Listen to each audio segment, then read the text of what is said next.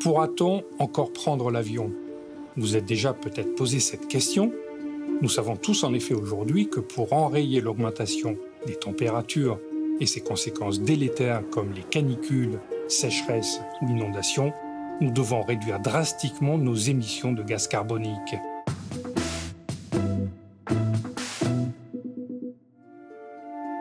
Il faudrait donc réduire non seulement nos déplacements en avion, mais l'ensemble de notre consommation d'énergie fossile, c'est-à-dire de charbon, de pétrole et de gaz naturel. Baisser ce que l'on appelle notre empreinte carbone. C'est à partir de ce constat que des chercheurs et spécialistes de l'énergie ont imaginé un outil, le compte carbone individuel, afin d'atteindre ces objectifs. Qu'est-ce qu'on entend par compte carbone individuel? Comment pourrait-il fonctionner concrètement? Quelles seraient les conditions de son acceptabilité? Pour répondre à ces questions, j'ai invité 3 experts. Tina Fawcett, spécialiste de l'énergie de l'Université d'Oxford au Royaume-Uni, une des pionnières de ce concept. Pierre Calame, ingénieur, spécialiste des politiques énergétiques. Et Kom Girchig, conférencier engagé pour le climat. Entrons dans le vif du sujet. Qu'est-ce que le compte carbone individuel? L'idée de base est simple, elle consisterait à attribuer chaque année et à chacun d'entre nous une quantité limitée d'émissions de gaz carbonique à ne pas dépasser. Pour le résumer autrement, il y aurait un montant, fixe alloué à chaque personne, chaque année. Ce montant global serait décroissant, d'année en année pour atteindre 0, d'ici 2050 et ensuite chaque personne, à chaque achat, paierait en argent, en euros classiques et en unités de carbone. Chacun de nous sera libre de choisir librement ce qu'il fait de ce quota. Contrairement à ce qu'on a avec nos revenus, chacun a le même montant. Le simple fait d'établir un budget carbone pour l'année aide à faire une sorte de comptabilité mentale de notre empreinte. Nous intégrerons ce budget carbone à nos décisions quotidiennes, ce qui nous permettra d'établir une véritable comptabilité carbone personnelle, de la même façon que nous le faisons avec notre argent et notre budget. En 2019, l'Europe, à travers son pacte vert, le Green Deal, s'est engagée à atteindre la neutralité carbone en 2050. Pour atteindre cet objectif, il faudrait par exemple que l'empreinte carbone d'un Français ne dépasse pas l'équivalent de 2 tonnes de CO2 par an, alors qu'aujourd'hui, elle est de 9 tonnes. Comment le compte carbone individuel pourrait-il permettre à un Français de diviser par 4,5 son empreinte carbone en une vingtaine d'années? En fait, on fixerait des plafonds globaux, voilà, qu'on diviserait par le nombre d'habitants, qui seraient, cette année, ce serait de l'ordre de, on pourrait dire 8 tonnes et demie à peu près, ce serait ça l'équivalent. Et puis après, il faudrait retirer 5% chaque année. On va pas leur dire vous divisez par 2 demain, c'est pas réaliste. Donc il faut avoir un rythme régulier, une prévisibilité qui permette aux gens de réfléchir, de se préparer, qui permette à la société d'investir. L'arbitrage sera de dire est-ce que je dépense plus de points carbone pour acheter des produits chinois qui n'ont pas été optimisés du point de vue de leur empreinte écologique, et du coup je paye moins cher en euros, mais j'épuise très vite mes quotas.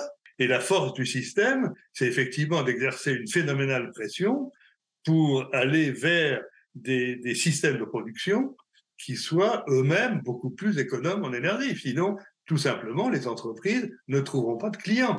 Autre défi, l'Agence européenne de l'environnement a mesuré les quantités de carbone émises par les citoyens des 27 pays de l'Union. Les différences sont considérables.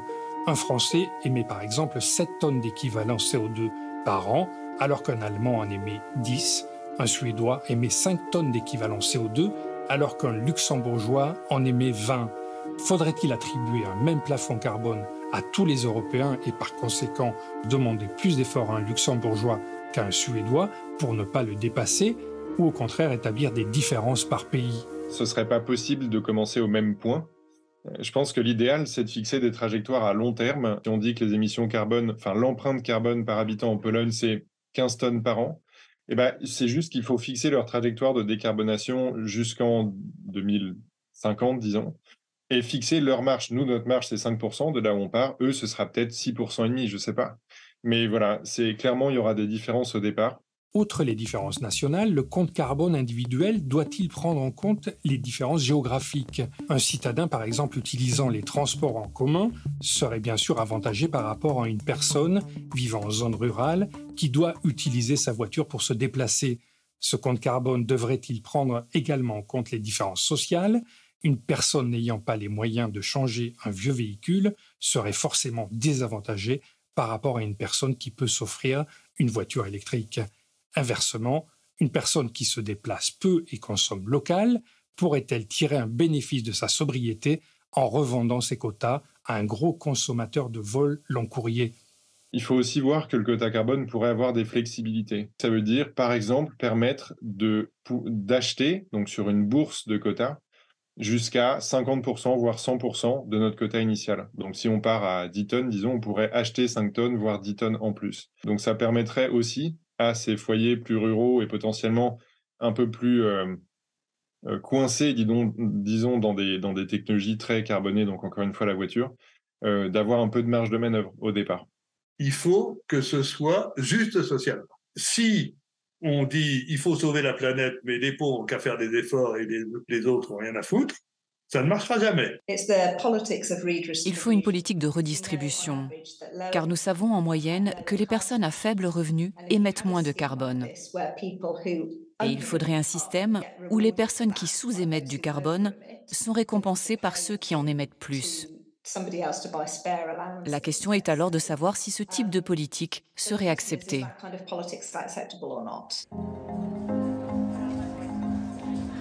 Comment pourrait fonctionner concrètement ce compte carbone individuel?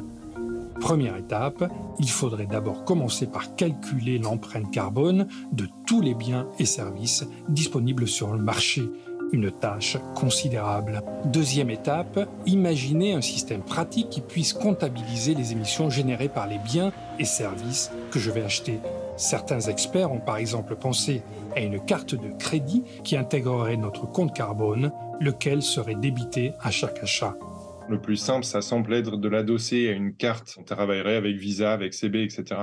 Une carte comme ça qui serait réapprovisionnée par une agence d'État chaque année et qui permettrait de débiter les unités au fur et à mesure.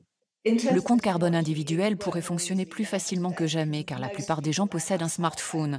Il pourrait vous fournir des informations sur vos choix énergétiques. Cela vous permettrait de maîtriser vos propres émissions carbone.